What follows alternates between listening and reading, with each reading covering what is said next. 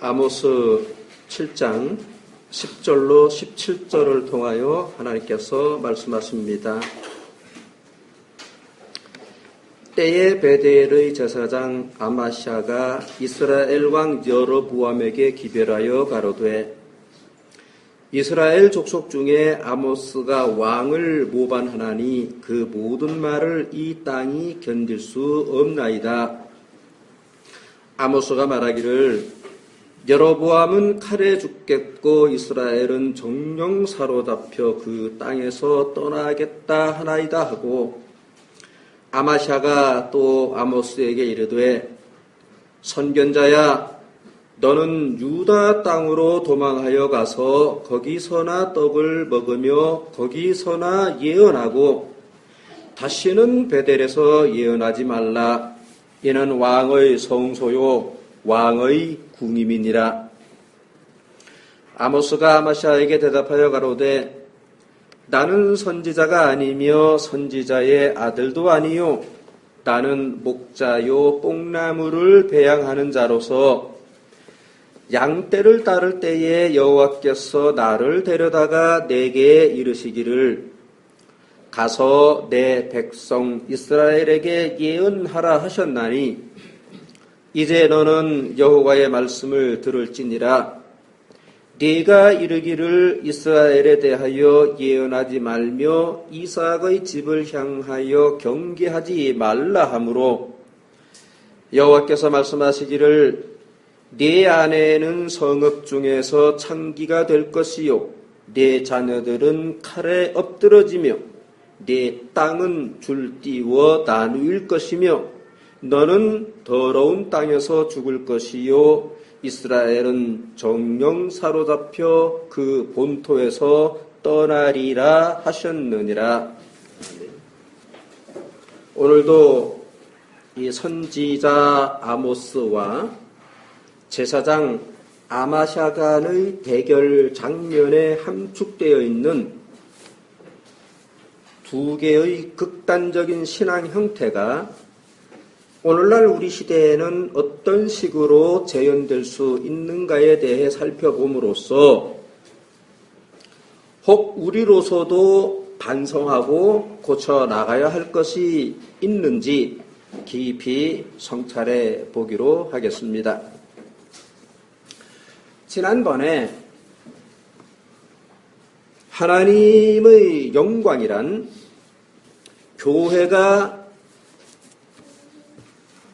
교회로서의 본연의 생명력을 극대화시켜 나가는 데서 찾아지는 것이라는 사실을 강조하려고 이는 마치 다이아몬드의 자체 발광과도 같은 성격의 것이라고 잠깐 이야기했습니다. 그러할 때의 핵심은 두 가지였는데 당시의 기억을 좀 더 각인시키고 더불어 그 의미를 좀 더 깊이 있게 이해해 둘 필요가 있겠습니다. 첫째, 다이아몬드는 다이아몬드로서의 고유한 가치가 있기 때문에 이 가치를 더욱 빛내거나 높여줄 수 있는 다른 수단이란 없다고 했습니다.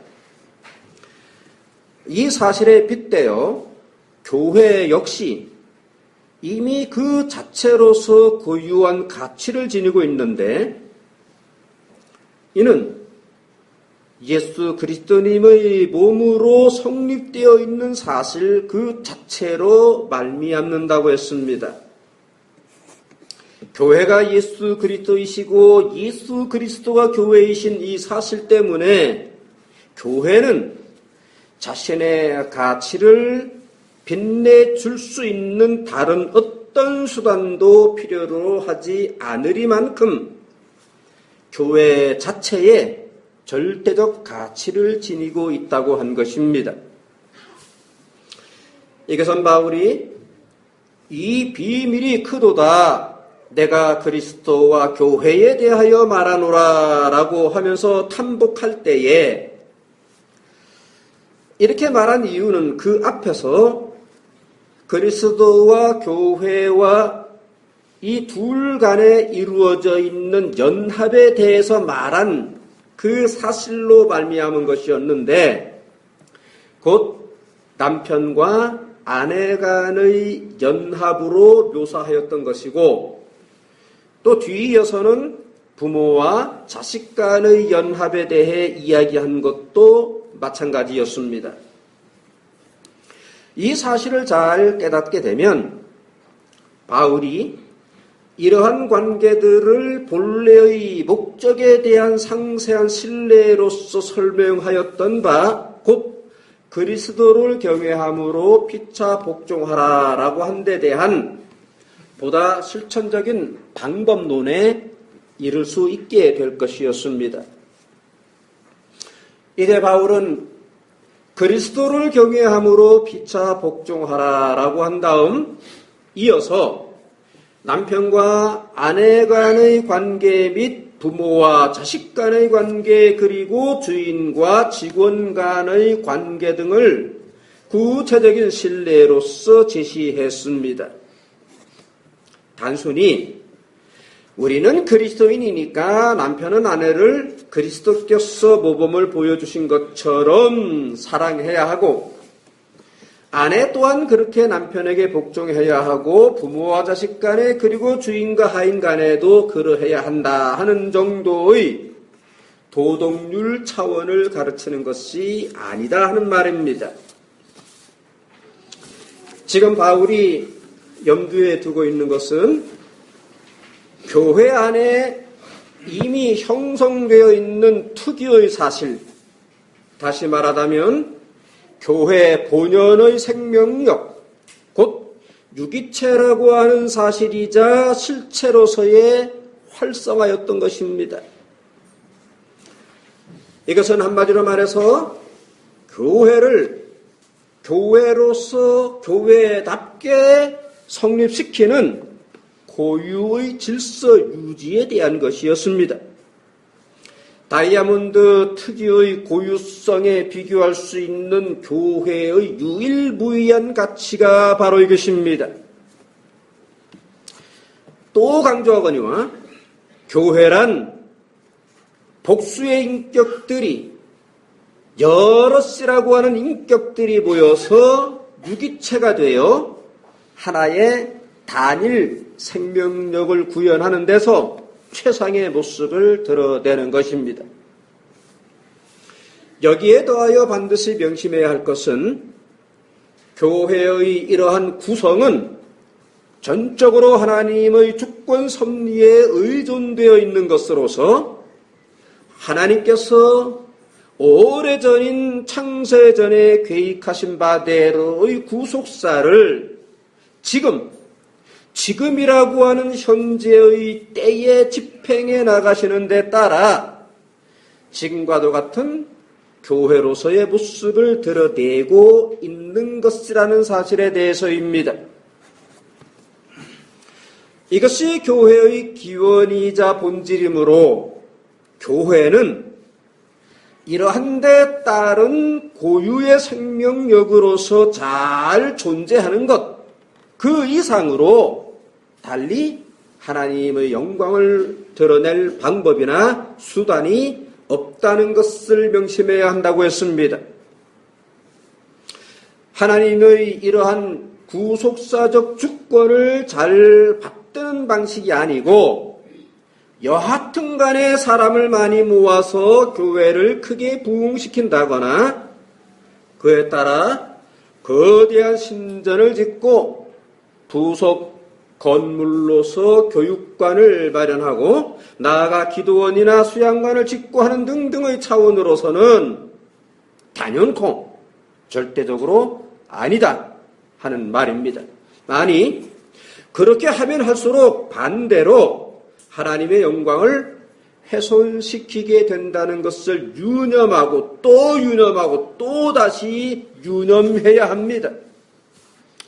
왜냐하면 거기에는 하나님의 주권의 상실, 즉 성령님의 역사와 인도로서의 교회의 원동력이 사람의 종교성으로서의 온갖 마지막 인본주의적 종교 열정으로 대체되기 때문입니다. 우리네 신앙생활에 있어서 죄의 첫 출발이 뭐라고 그랬습니까? 성령의 소욕이 아닌 육신의 소욕을 따르는 데서부터 시작된다고 한 이 경계를 한시도 망각해서는 안 되겠습니다. 둘째, 이처럼 다이아몬드는 그 자체로서 고유한 가치를 지닌 것이지만 특정 각도로 잘 연마하게 되면 더더욱 영롱한 빛을 발광하게 된다고 했습니다. 이처럼 교회 역시 그 안에 내재되어 있는 고유한 원리를 잘 살려내는 데서 교회로서의 고유한 가치가 더더욱 빛나게 되는데, 이것은 교회의 표지를 잘 갖추는 것이라고 했습니다. 그러할 때에 이것은 당회의 합법적 구성과 당회의 합법적 운영을 통해서 가능한 법입니다. 요즘 어떤 교회들을 보니까 화려하게 만든 홈페이지를 통하여 자기네는 교회의 표지를 잘 갖추고 있다고 선전하던데, 그렇지만 제법 규모가 되는 교회임에도 불구하고 정작 당회도 없이 목사가 혼자서 제왕처럼 교회를 쥐락펴락하는 모습이었습니다. 그러면서 교회의 3대 표지가 어쩌고 저쩌고 하면서 운운한다는 것은 뭐 잘 몰라서 그러는 것이라면 딱하기 그지없는 노릇이고, 알면서도 일부러 그런다면 영락없이 싹군 목사일 수밖에 없습니다. 물론 혹 표면상 당회를 갖추고 있다 할지라도 구색 맞추기에 불과한 경우도 있으니 그 역시 마찬가지여서 다르지는 않습니다. 차제에 다시 한번 강조하지만 오늘날 교회에서의 이 제왕적 담임 목사, 이 교황적 담임 목사 문제는 교회 타락의 주요 원인들 중에 하나입니다. 당연한 직분자들의 회의를 가리킵니다. 곧 집사, 장로, 박사, 목사 등의 직분자들에 의한 회의체인 것입니다. 당회는 교회의 머리이신 예수 그리스도님의 뜻을 받들어 섬기는 기관으로 회의체입니다. 장로 교회에서는 박사와 집사는 회의의 구성원에서 제외시키고 있습니다. 반면 개혁교회는 목사의 직무 수행의 일면을 담당하는 것이므로 박사는 제외하고 목사, 장로, 집사 이 세 직분에 의해서 당회를 구성합니다. 물론 어떤 경우에는 장로 교회와도 같이 목사와 장로만으로 당회를 구성하기도 합니다. 집사가 당회에 포함될 경우 주로 교회의 경영 문제를 다룰 때이고, 배제될 경우에는 주로 교회의 치리 문제를 다룰 때인데, 이것은 운영의 묘에 해당되는 것이지 딱히 무슨 규범을 정해 강제할 사항은 아니라고 볼 수 있습니다. 그러면 교회에서의 직분이란 전적으로 예수 그리스도님께서 은사를 수여하시는 데 달린 것이라고 했습니다. 은사를 받은 바가 없이는 누구라도 직분자가 되지 못하는 것입니다. 그렇지 않을 경우 직분을 찬탈하는 죄가 되는 것이라고 했습니다. 당회가 구성되는 단계에서부터, 당회 구성 단계에서부터 순결하지 못하면 당회의 운영에 있어서도 합법적이지 못할 것임은 누구라도 공감할 수 있는 상식일 수밖에 없습니다. 잠깐 정리하자면 다이아몬드는 고유의 영롱한 빛을 발산하는데 그처럼 교회는 그 자체로서 예수 그리스도의 몸인 까닭에 존재 그 자체로서 하나님의 영광의 충만체입니다. 이때 이 다이아몬드를 일정한 각도로 잘 컷하게 되면 본연의 광채가 더욱 영롱해지듯이 교회는 본연의 표지를 잘 드러내는 방식으로 하나님의 영광을 더욱 빛낼 수 있게 됩니다.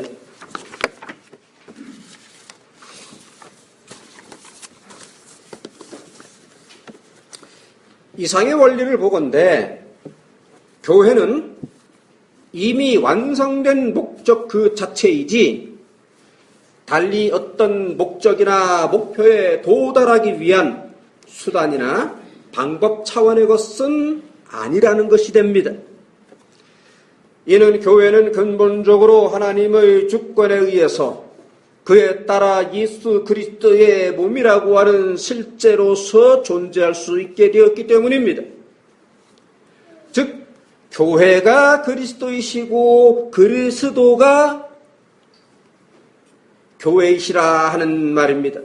다시 말하자면 이러한 교회로서의 실제 또는 실체는 과거 2000년 전에 부활되사 천상으로 오르신 가운데 하나님의 보좌 우편에 좌정에 계신 예수 그리스도께서 이제 성신의 신비한 역사를 통하여 오늘날 지금 현재 여기에 앉아있는 우리라고 하는 모습으로서 융합되시는 데 따른 것이다 하는 말입니다.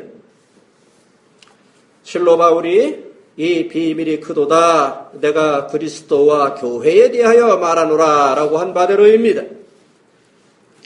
그러므로 이것은 정말 놀라운 신비라 아니할 수 없습니다. 우리에게서 놀라움을 자아내는 타자로서 그렇다는 의미가 아니라 우리가 그러한 놀라움의 실제가 된다는 차원에서 그렇다 하는 의미입니다. 우리가 구원을 받고 그리하여 새로운 생명체로서 살아가고 있는 것의 의미가 이런 것이라고 했습니다. 이것은 매우 엄중한 사실로서 그러한 까닭에 우리로서는 까무러칠 정도로 놀랄 수밖에 없습니다. 이것은 애초부터 기독교 구원의 첫 출발이자 기초이자 토대이자 전제이자 나아가 총체입니다. 언젠가도 강조했듯이 구원의 서정과 관계된 개념들, 중생, 칭의, 성화, 영화, 기타 등의 모든 주제들은 필히 우리가 예수 그리스도와 신비적으로 연합되어 있는 사실을 전제합니다.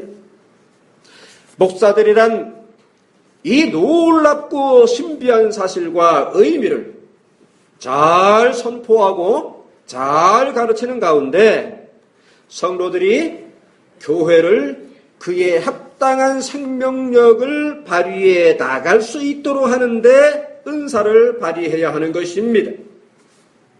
그렇지 않고 교회를 외적인 형태로서 구현하려는 까닭에 외모를 가지고 교회를 나타내려고 하는 까닭에 결국에는 싹군 목사요 거짓 목사로 전락하게 되는 것입니다. 그러면 이렇게 말하는 데 대해서 혹자는 자기네만 잘하면 되는 게지 굳이 남들의 잘못에 대해서 그렇게 시시비비를 따지면서 비판할 필요는 없지 않은가 하는 반론을 제기하기도 합니다. 물론 일리가 없지는 않습니다. 자기네 앞가림도 못하는 처지에서 남의 일에 콩 놔라 판 놔라 한다는 것은 도리에 맞지 않는 교만일 수밖에 없기 때문입니다. 나아가서 서로 정당하고 의미 있는 문제 제기라 할지라도 거기에 따른 적절한 예의 범절과 질서가 요구되는 겁니다.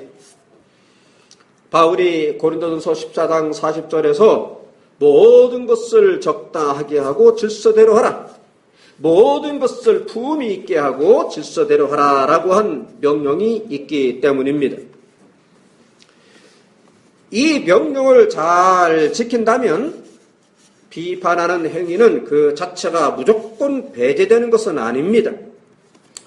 왜냐하면 교회는 본질상 보편의 교회로서 서로 간에 한 하나님을 믿고 같은 하나님을 섬기는 것이기 때문입니다. 그러므로 혹 다른 교회가 곁길로 가게 되면 마땅히 바른 길을 가도록 제시해주고 권면해 줄 수 있어야 합니다. 같은 지체의 옆에 있는 교회가 잘못된 길로 가는 것을 뻔히 바라보면서도 모르는 척 외면하는 것은 사랑도 아니고 관용도 아니고 용납도 아닙니다. 그리고 교단이나 총회 차원에서 보자면 지역 교회들이란 한 분 예수 그리스도의 몸을 이루는 지체들인 격이기 때문이기도 합니다. 그러므로 서로를 진리 안에서 더더욱 견고히 세워주려는 선한 의도에 의한 사랑의 견책은 오히려 무척이나 필요한 것입니다. 물론 철두철미 섬김의 자세로서 시행되어야 하는 것이지 마냥 비판하고 책망하는 식이 되어서는 안 될 것임은 자명합니다. 자, 이 문제는 다소 미묘하므로 차제에 다시 한번 정확하게 해둘 필요가 있겠습니다. 본디 교회의 설교는 1차적으로 자기네 교회의 회중을 위한 것입니다. 하지만 동시에 다른 교회의 회중을 위한 것이기도 한 것이고 실제로 그래야만 합니다. 이 원리는 오늘날 대체적으로 감추어져 있지만 사실은 성경이 명백히 가르치는 진리입니다. 가령 사도 바울이 에베소 교회에서 목회하던 중에 고린도서를 써보낸 그 편지는 1차적으로는 고린도 교회를 대상으로 한 것입니다. 하지만 결론적으로 오늘날 이 편지는 고린도 교회만의 전유물로 제한되어 있지 않고 모든 시대의 모든 교회를 위한 메시지로서 자리 잡고 있는 것입니다. 그리고 또한 사도 요한이 반모섬에서 요한계시록을 써서 아시아 7교회에 보냈을 때 그렇게 각각의 교회를 특정하여 메시지를 보내는 것이었지만 동시에 다른 교회들을 향한 메시지도 되는 그런 형식을 취했던 것입니다. 그리고 바울이 로마의 옥중에서 골로새 교회를 위해서 편지를 써 보냈을 때의 상황도 이와 부합합니다. 거기에 보면 이 편지를 너희에게서 읽은 후에 라오디게아인의 교회에서도 읽게 하고 라고 한 동시에 바로 이어서 또 라오디게아로서 오는 편지를 너희도 읽으라 라고 했는데 여기서도 같은 원리를 보게 되는 것입니다. 이처럼 자기네 교회의 회중을 위해 설교하는 중에 다른 교회의 성도들에게도 적용이 되게 하는 차원에서 말씀을 선포하는 것은 당연한 성경의 원리입니다. 이것은 자기네 교회의 설교를 인터넷 같은 매체를 통해서 출판물을 통해서 공개한다는 정도의 단순한 의미가 아닙니다. 그 내용에 있어서 당시대의 교회가 갖추어야 하고 나아가야 할 올바른 길을 제시해 준다는 차원에서인 겁니다. 다른 교회들의 모습이 현저하리만큼 성경의 진리를 벗어나 있다면 의당이 보다 구체적으로 문제를 제기하고 대안을 제시하는 것을 통하여 보편의 교회로서의 책임을 다해야 하는 것입니다. 단 자기네부터가 이미 비판의 대상이 되기에 충만하고 따라서 자기네부터가 개혁에 전력을 쏟아야 하는 처지이면서도 다른 교회에 대해서 이러쿵 저러쿵 한다는 것은 주제 넘은 태도요 죄성의 발로라 아니할 수 없을 것입니다. 성도들 개개인의 입장에서도 나만 잘 믿으면 된다 하는 말은 성립될 수 없는 것처럼 교회 차원에서도 우리 교회만 잘 믿으면 된다 하는 논리는 성립될 수 없기는 마찬가지입니다. 이 원리를 볼 수 있는 또 다른 장면을 생각해 볼 수 있습니다.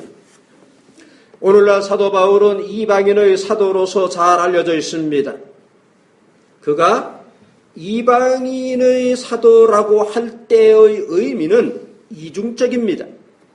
첫째, 구속사의 발전 과정 속에서 하나님께서 이방인들에게도 구원의 문을 활짝 여신 사실을 계시에 따라 증명하면서 폭넓게 해석해 냈다는 의미이고, 둘째, 그에 따라 자신이 직접 그동안 한계에 묶여있던 이방인 지역으로 나아가서 복음을 전하였다는 의미였습니다.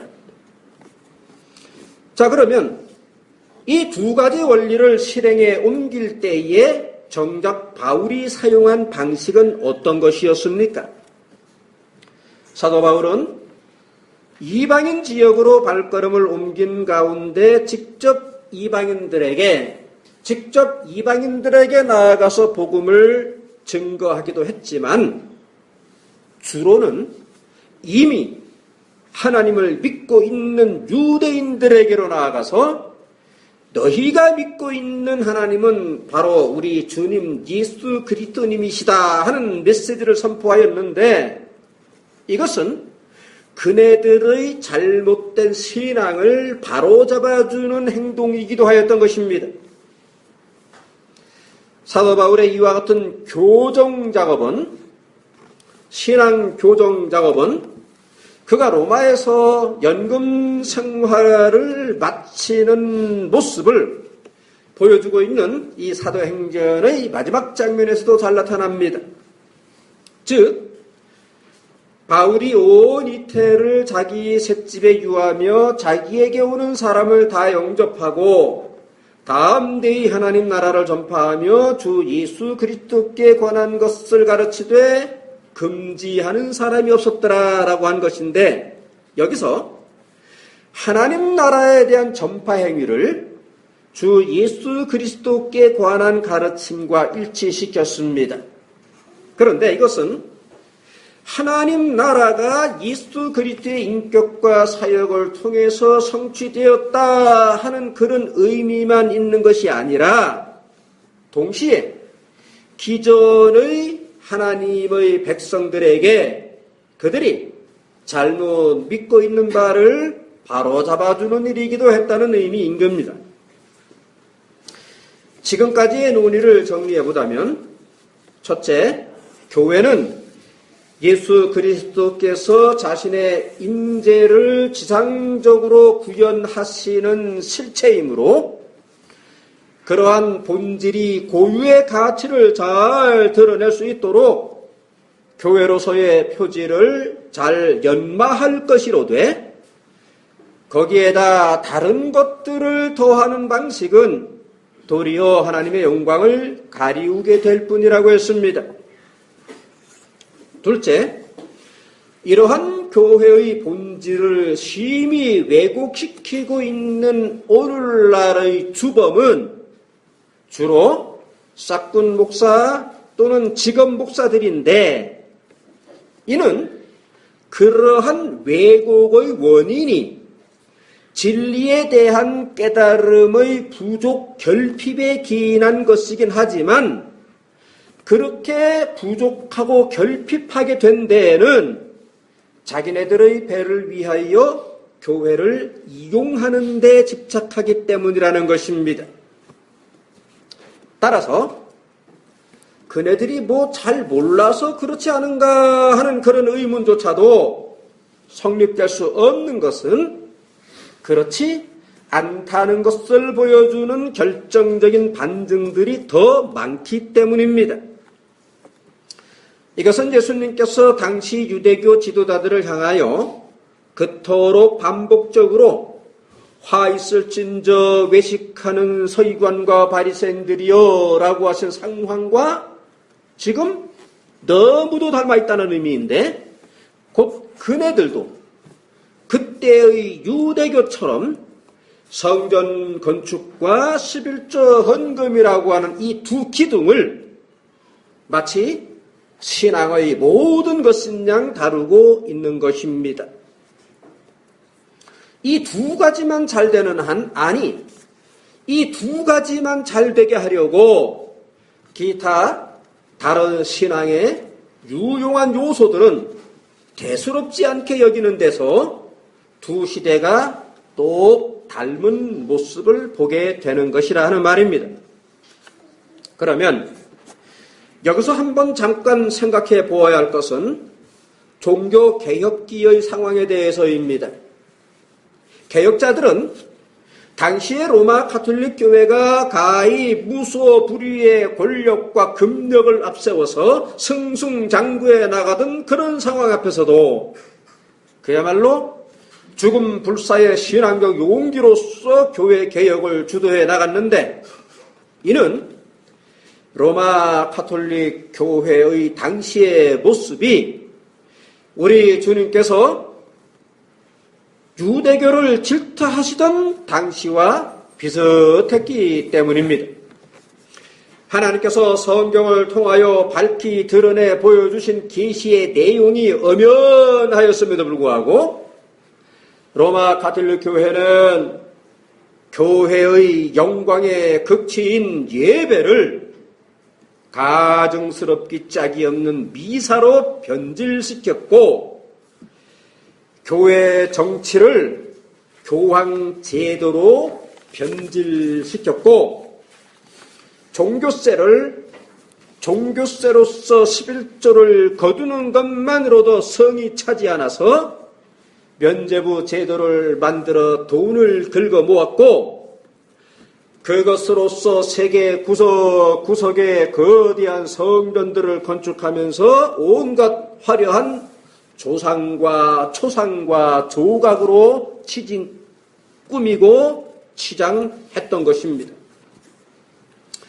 하나님께서 자기 피로서 사신 공동체로서의 교회가 예수 그리스도 자신의 몸으로서의 공동체 교회가 성령이 거하시는 전으로서의 공동체 교회가 그런 식의 물리적 형태와 계급적 조직으로 변질되었던 것이고, 그에 따라 교회의 중요한 일인 예배가 추악한 미사로 변질되었던 것입니다.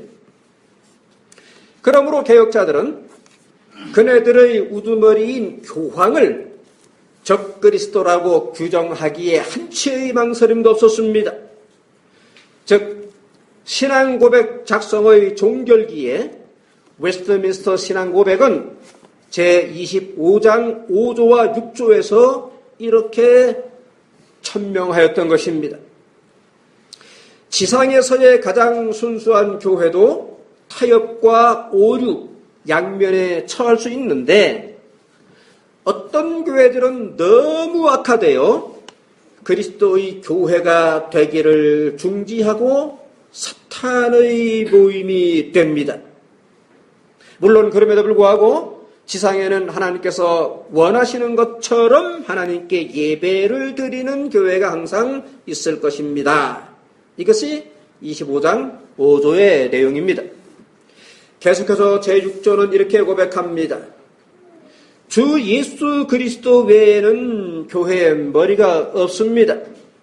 로마의 교황은 어떠한 방식으로든 교회의 머리가 될 수 없고 교회 안에서 그리스도를 대적하고 그리고 하나님으로 불려지는 모든 것에서 자신을 높이는 적그리스도이고 죄의 사람이고 멸망의 아들입니다. 이것이 6조의 고백입니다.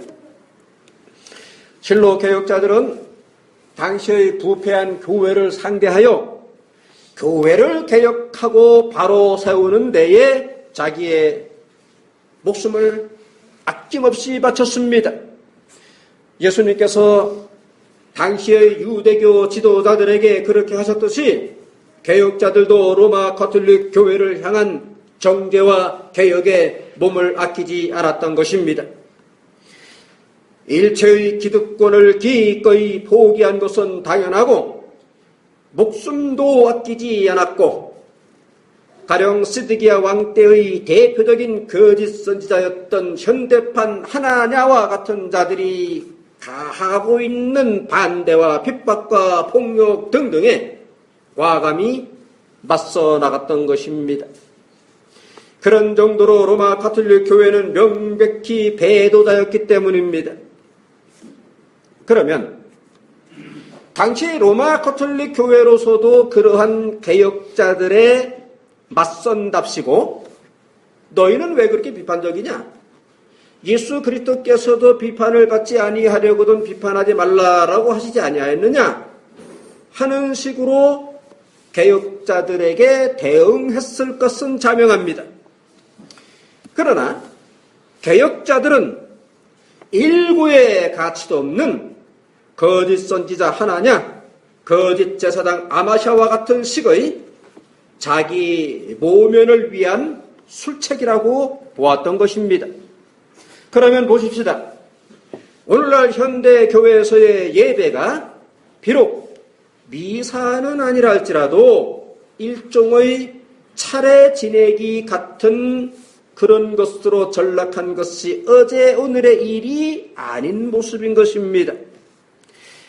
예식장들이 하루에 몇 차례의 혼인식을 해치우듯이 그렇게 시간에 따라 예배를 해치우듯이 하는 경우란 얼마나 잘못된 모습입니까?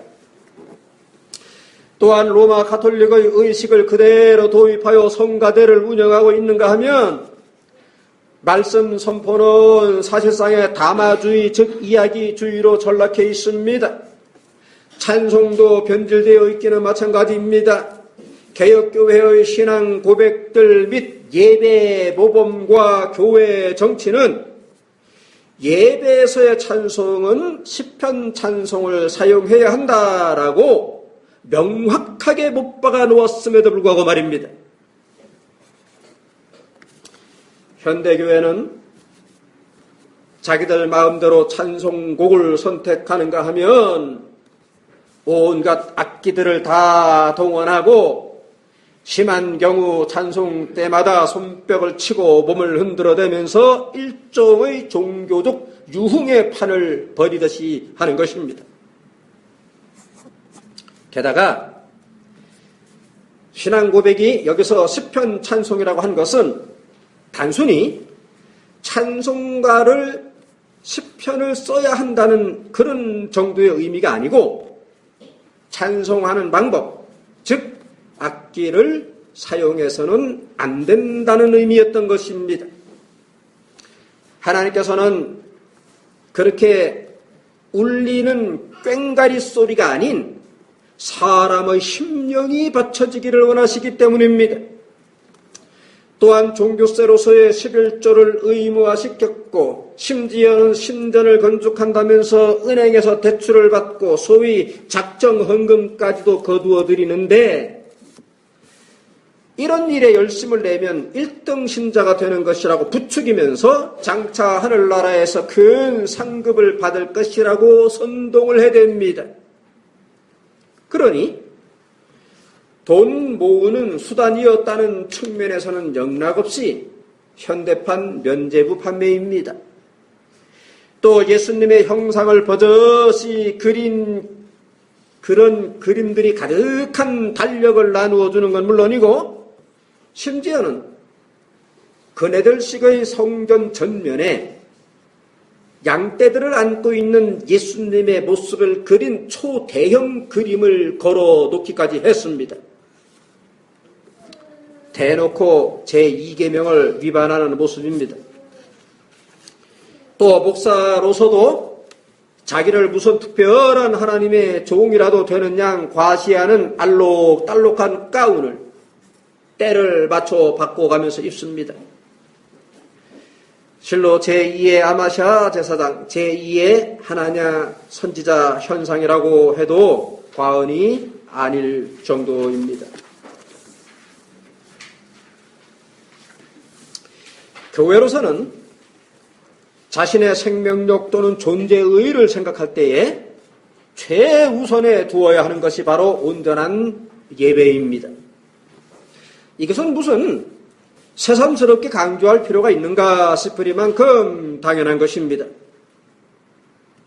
온전한 예배를 드리지 못하는 한 아예 교회라고 할 수 없을 정도로 예배는 교회로서의 일의 전부이자 교회가 행하는 다른 모든 일들을 대표하는 성격의 것이자 그렇게 하는 교회의 모든 것들을 효력 있게 하는 가치의 것이기 때문입니다. 예배를 온전히 드리는 일은 중생한 사람에게서는 주도적으로 드러나기 마련입니다. 그러므로 교회 공동체로서든지 성도 개인으로서든지 간에 혹 부득불 죄에 걸려 넘어지는 것은 용서가 될 수 있어도 예배를 욕되게 하는 것은 쉽게 용납될 수 없는 것입니다. 그럼에도 불구하고 이 예배가 오늘날 많은 교회들 속에서 무척이나 타락해 있는 것이 사실입니다. 예배란 교회 쪽에서 일방적으로 순서 해치우듯이 할 수 있는 것이 아닙니다. 하나님께서 받으셔야 한다 하는 사실이 뒤이어져야 하는 것이므로 그렇게 받으심직한 정신하에 받으실 만한 적절한 요소를 갖추어서 드려져야 합니다. 그에 따라 예수님께서도 신령과 진정으로 드리는 예배의 중요성에 대해서 말씀하셨던 것이고 하나님께서는 이러한 참된 예배를 어디에 있는가 하고 찾고 계신다 하시면서 주의를 일깨워 주셨던 것입니다. 이렇게도 정중하기 짝이 없는 예배를 마치 오락거리처럼 다룰 경우에 하나님께서 얼마나 불쾌히 여기시는가에 대해서는 선지자들이 습관적이고 물량적인 태도로 일관한 제사 행위들에 대해서는 단호히 책망과 질타를 쏟아낸 데서 여실한 것입니다. 그러므로 우리 교회로서도 다른 무엇에 앞서서 온전한 예배가 되도록 항상 최선을 다하는 것입니다. 먼저는 교회를 이루고 있는 교우들로서는 한 사람도 예외 없이 전체가 한 몸으로서 참석하는 당위를 생각하게 됩니다.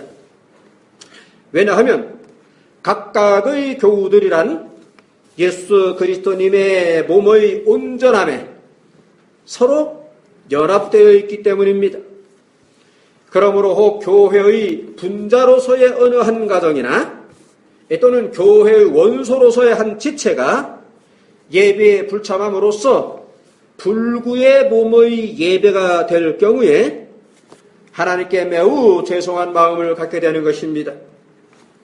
불구의 예배라 할지라도 하나님께서 기꺼이 받아는 주시지만 우리로서는 무척이나 송구스럽고 죄송스럽고 또 송구스럽고 죄송스러운 것입니다.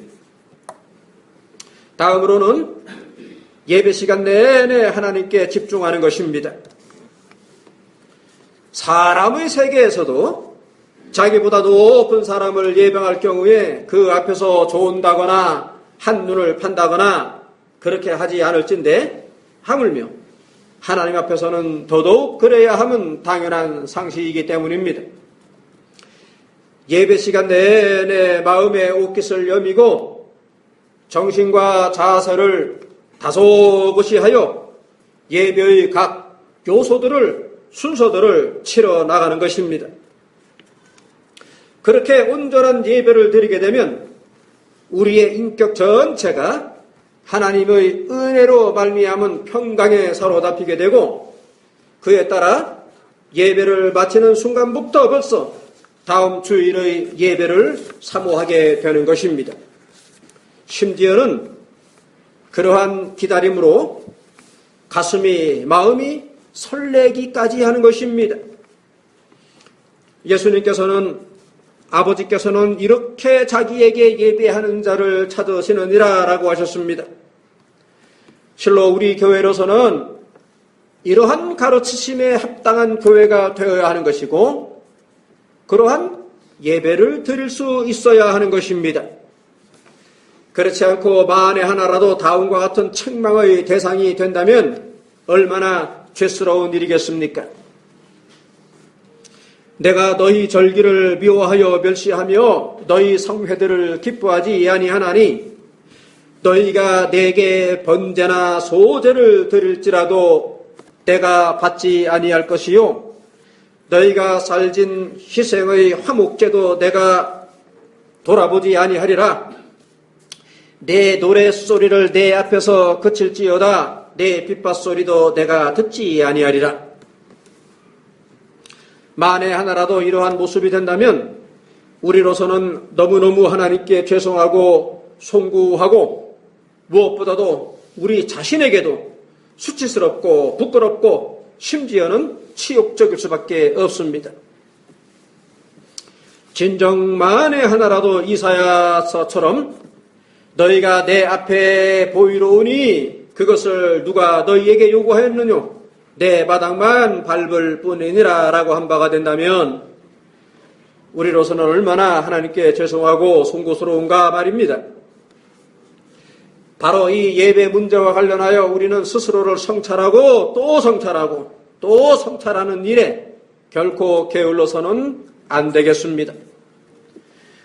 그리고 이러한 정신과 실천력을 토대로 이제 한 걸음 나아가 한국교회 전체를 향하여 올바른 교회 이루기와 올바른 예배 드리기라고 하는 이 사활적 중요성 문제를 제기하는 것이라 하는 말입니다. 우리가 믿는 하나님을 그네들도 똑같이 믿는다면서 대외적으로 그렇게도 요란하게 떠들어대지만 정작 교회로서의 고유한 빛을 보기가 쉽지 않고 그에 따라 교회로서의 표지와 교회로서의 속성도 잘 보이지 않을 뿐더러 반대로 이런저런 누더기 같은 것들을 걸쳐 입기에 온 힘을 쏟는 그런 모습이란 너무도 안타깝고 측은하기 때문입니다. 우리는 정당한데 너희는 왜 그 모양이냐 하는 차원에서가 아닙니다. 보편의 교회로서 서로 한 분 예수 그리스도님께 연합되어 있는 한 몸이니 함께 진리에 의거한 교회의 모습을 취해 나가야 옳지 않은가 하는 차원, 즉 상호간의 자아 견책이자 상호간의 자아 비판 차원에서인 겁니다. 우리 교회는 바르고 너희 교회는 틀렸다 하는 교면에서가 아니고 각자의 부족한 부분을 서로 깨닫고 서로 고쳐나가자 하는 부탁의 자세로서인 것입니다. 이러한 자세에 있어서는 우리 교회로서도 지금까지 최선의 노력으로 역사적 개혁교회의 진리 체계를 배워나왔고 앞으로도 계속 그렇게 해 나갈 겁니다. 그러했기 때문에 지난날의 교회들의 모습 속에서 많은 것을 배웠던 것이고 또 현재로도 우리 옆에 있는 교회들로부터도 배울 것에 대해서는 의당히 배우겠다 하는 자세인 것입니다. 하지만 그렇지 않은 교회들이 많을 뿐더러 심지어는 아예 하나님을 이용하기까지 하는 목사들이 많다는 사실 때문에 지극히 걱정스러운 것입니다.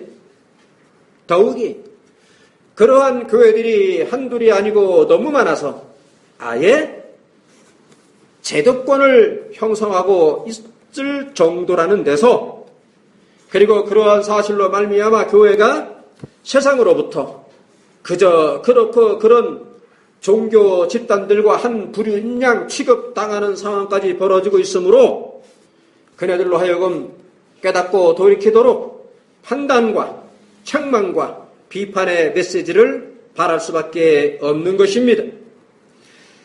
실제로 이 세상 사람들이 오늘날 교회에 대해 보이고 있는 반감을 넘어서 적대감이란 얼마나 심각한 것입니까? 세상이 교회를 바라보는 시각이 얼마나 비판적인지 아예 경멸하기까지 하는 것입니다. 그러니 우리라도 일깨우지 않는다면, 우리조차 하지 않는다면 과연 누가 하겠습니까? 우리가 교만해서가 아니고 하나님 앞에서 보편의 교회로서의 책무를 다하려는 것입니다. 실로 만에 하나 우리조차도 입을 다물고 상황을 방치한다면 이것은 얼마나 비겁하고 얼마나 용기 없는 처신인 것이겠습니까? 존 칼빈은 나바로를 통치하는 나바르의 여왕에게 보낸 편지에서 이렇게 말했습니다. 자기의 주인이 공격을 받으면 개조차도 짖습니다. 우리 주님의 영예가 비난받고 있는데 어떻게 제가 침묵을 지키겠습니까? 라고 했습니다. 그러니 우리가 개와 같은 짐승보다도 못해서야 되겠습니까? 제도권 교회가 세상 여타의 종교들 중의 하나로 전락하고 있는 상황을 뻔히 쳐다보고 있으면서 우리의 지인들이 자기 기만에 빠져 있는 것들을 뻔히 쳐다보고 있으면서 아니 심지어 우리의 부모와 자식들이 그렇게 교회를 타락시키는 주범 노릇을 하고 있는 것을 뻔히 쳐다보고 있으면서 어떻게 나와는 아무 상관없는 일이다 하면서 모르는 척 가만히 있을 수 있는가 하는 말입니다. 그런 정도로 아니래서야 우리가 어떻게 하나님의 자녀답게 사는 것이겠으며 어떻게 이 세상을 상대로 소금이 될 수 있는 것이겠고 어떻게 이 세상을 위하는 빛이 될 수 있는 것이겠습니까?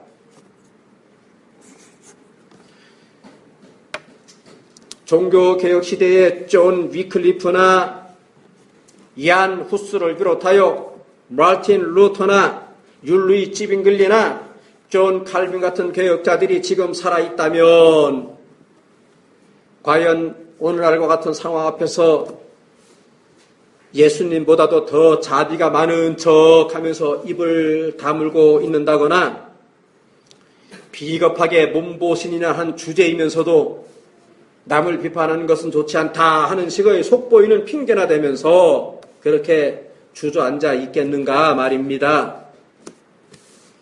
절대로 그렇지 않으리라는 것은 자명합니다. 옛적에 설교자가 교회의 개혁에 대해서 좀 이야기하고 다니던 때가 있었는데 그럴 즈음에 이런 구호를 외쳤습니다. 주님을 따르지 않으려거든 주님을 들먹이지 말고 나를 따르지 않으려거든 나를 들먹이지 말라. 여기서 나란 존 칼빈을 가리킵니다. 설교자가 비록 학문이 짧은 사람이긴 해도 나름대로 최선을 다한 독학으로서 칼빈을 연구한 끝에 놀라운 사실을 깨닫게 되었는데 곧 칼빈의 신학과 목회가 갖는 구속사적 의미가 특별하다는 것이었습니다. 그렇게 할 때의 연구의 초점은 칼빈이었지만 그를 키워드 삼아 종교개혁의 의미에 대해서 이제까지의 천편일률적인 결론을 넘어 새로운 차원의 해석에 이르게 되었는데, 곧 종교개혁 운동은 교회론의 정의에 있어서 새로운 지평을 열어준다는 것이었습니다. 즉, 개혁교회의 탄생은 처음에 출발한 초대 교회가 비로소 드디어 마침내 완성된 것이라는 차원에서 해석되어야 한다는 것이었습니다. 여기에 대한 자세한 이야기는 주제를 빗나가지 않기 위해서 다음 기회로 미루기로 하고, 여하튼 종교개혁이란 그냥 그저 굴러온 떡이 아닙니다. 셀 수 없으리만큼 수많은 희생의 피가 지불된 끝에 성취된 쾌거인 것입니다. 그러므로 오늘날 제도권의 품에서 안락을 취하고 있는 한 자기네의 정당성을 위해서 개혁자들의 이름을 들먹이는 것은 사실은 개혁자들을 모독하는 처사인 것입니다. 우리의 이러한 선포를 듣거나 아니 듣는 것은 자기네의 자유이겠지만, 이렇게 말할 수 있는 권리는 하나님께로부터 받은 것이므로 하나님을 대적하려 하지 않는 한 가로막고 나서지는 말라 말입니다.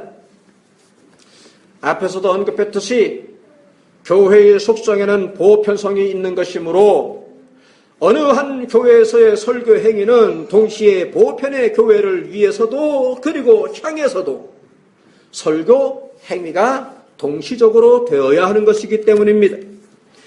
그러므로 의식 있는 교회라면 이래야만 합니다. 하지만 쉽게 쳐다볼 수가 없는 시대입니다. 실로 한국교회가 도대체 언제부터 우리 교회주의, 즉 우리만의 교회라는 사고방식에 빠져버린 것입니까? 심지어는 자기네의 성공을 위해서라면 다른 교회들을 짓밟기까지 하는 것입니다. 더 커지기 위해서 싹쓸이 하듯이 하고 있으니 말입니다. 하지만 성경은 어디에서도 우리만의 교회라는 사고방식을 지지하지 않습니다. 이러한 모습은 오늘날의 사회에서조차 질타받는 집단 이기주의와 다르지 않습니다. 교회의 설교 행위는 다른 지역의 교회를 섬기는 성격도 띠는 것이고 실제로 그래야만 합니다.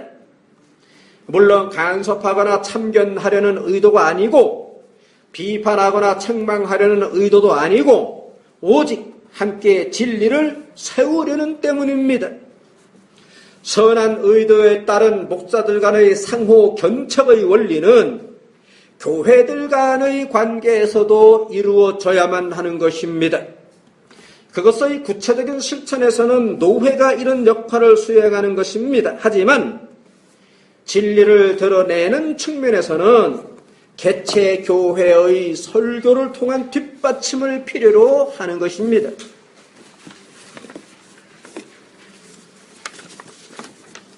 하지만 이러한 충고들은 이제 자칭 교회들, 즉 교회 흉내 내기에 불과한 사이비 교회들 및 나아가 제도권 교회들까지도, 그리고 그 속에서 제왕처럼 군림하면서 교회를 쥐락펴락하는 독재자 목사들의 귀에는 비판과 책망으로만 들릴 수밖에 없을 것입니다. 그에 따른 피해의식에 사로잡혀 더더욱 완악해져만 갈 것입니다. 물론 깨닫고 바로잡는 교회도 있을 겁니다. 이는 평소부터 하나님의 말씀에 대해서는 지극히 작은 계명이라 할지라도 최선을 다해서 받들어 나오는 정신이 있는 까닭에 그러합니다. 그리하여 그것이 자신의 죽음을 의미할지라도 실상은 살더라 하는 역설의 진리를 계속 체험해 나오기 때문입니다. 이러한 양극단의 반응은 이제 바울 일행이 자신들의 그리스도인으로서의 존재 자체와 그로 인한 사역에 대해 평하기를, 우리는 구원 얻는 자들에게나 망하는 자들에게나 하나님 앞에서 그리스도의 향기니 이 사람에게는 사망으로 쫓아 사망에 이르는 냄새요 저 사람에게는 생명으로 쫓아 생명에 이르는 냄새라. 누가 이것을 감당하리요? 라고 한 바와 다르지 않습니다. 이제 정리하고 마쳐야겠습니다. 우리의 신앙은 절두철미 성경적이어야 합니다. 시대적이어서는 안 됩니다. 이렇게 신앙은 유행을 타는 것이어서는 안 되지만 오늘날에도 새로운 옷을 입은 신앙이 유행을 형성하고 있습니다. 소위 우리 교회주의라는 것입니다. 그리고 그들 속에서의 교황적이자 제왕적인 목사에 의한 독재 행위가 마치 고상한 영적 지도력이 있는 양 떠받들어지는 데 따라 그가 선동하고 나서면 집단 환각에 빠진 듯이 전체 교회들이 들고 일어나 화답합니다. 실로 고유의 기독교 신앙이 세속화와 종교화의 함정에 빠져버렸습니다. 이러한 위기의 시대에 과연 우리는 어떻게 살아야 하겠습니까?